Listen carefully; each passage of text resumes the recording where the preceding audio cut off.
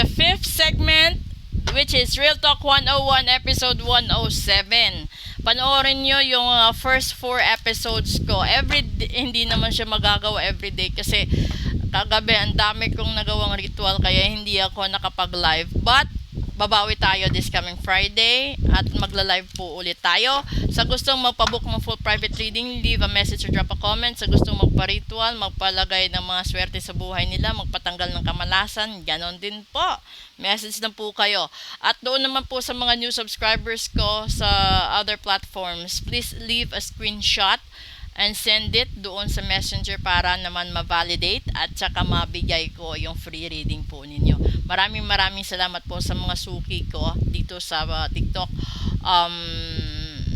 for the past 3 years na. Okay? So maraming salamat po. At sa gusto pong mag-donate sa Piso Caravan, message na po kayo. It's a charity for homeless children and homeless senior citizen at saka stray dogs and cats. At ay nako, ang dami talaga. Maraming salamat. Kuha lang po tayo dito ng isa. Okay? Eto, mensahe. That's the innocence. Palagi, this is the one that is coming out right now, the sheep.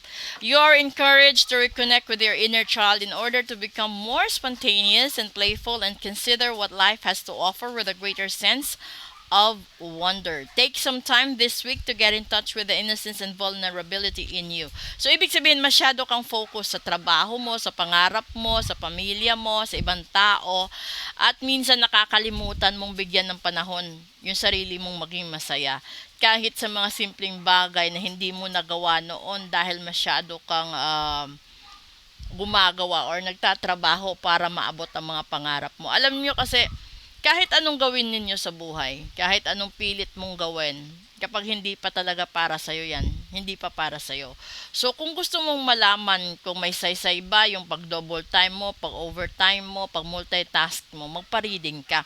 Kasi lalabas sa reading if you need to double time, if you need to do some rush things up, kung kailangan mong gumawa ng kung kailangan mong magpahinga, kung kailan, ganito, ganyan. Kaya nga sinasabi ko sa lahat ng clients ko, yung iba kasi gumagawa kapag patapos na ang buwan ng papareading. Yung iba naman pagsimula ng buwan, no, bago magsimula ang buwan, para alam nila kung kailan sila mamalasin, kailan hindi pwedeng magbiyahe, kung kailan pwedeng maglabas ng pera na suswertehin, mga ganon. So if you are on that side na gusto mong ma-align sa swerte ng buhay mo, magpa-reading ka. And then, kung gusto mo naman na proteksyonan yung blessings na meron ka, magpa-protection spell ka. Not spells, protection ritual. Okay? Ganun lang yun. Okay? Meron akong the spell is short term. The ritual is long term. So, yun yung dapat nyong ma-identify sa sarili ninyo. Kung nagpa-love spell kayo sa iba, that is short term. Kung nagpa-love ritual kayo sa akin, that is long term. Nagkakaroon lang siguro ng delays kung ikaw na nagpagawa is maraming duda sa sarili mo, maraming duda sa tagagawa, maraming panghihinayang, pagkalungkot.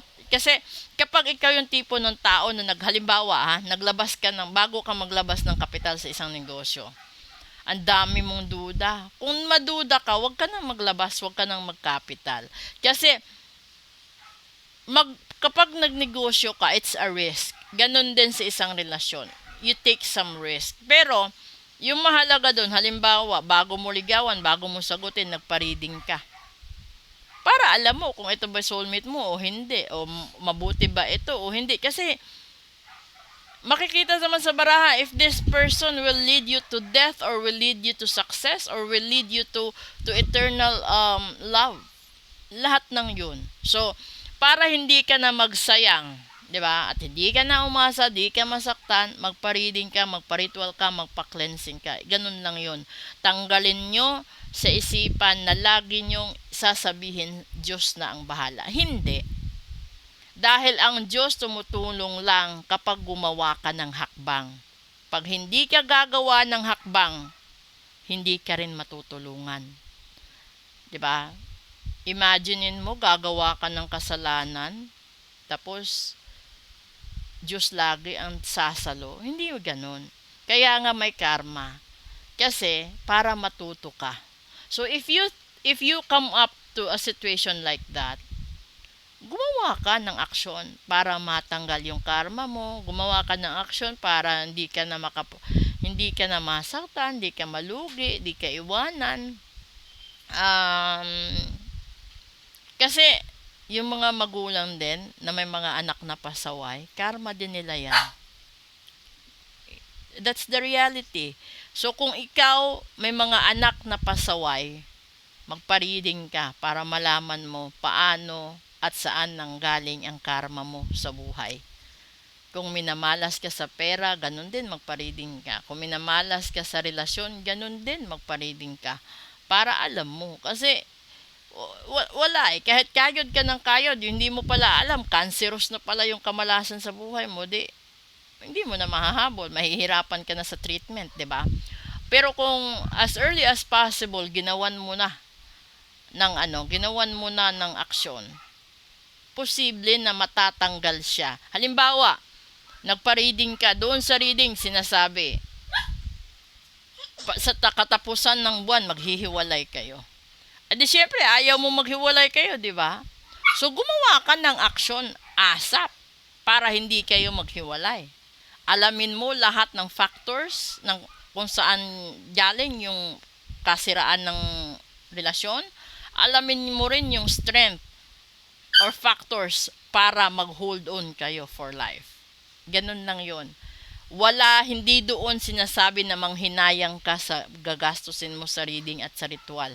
Dahil ginawa mo yon para sa inyo rin, hindi para sa nagawa. Okay? So maraming salamat po at sana na-realize ninyo ang importance ng hula na legit kumpara po sa mga, alam nyo na, bogus. Maraming salamat po.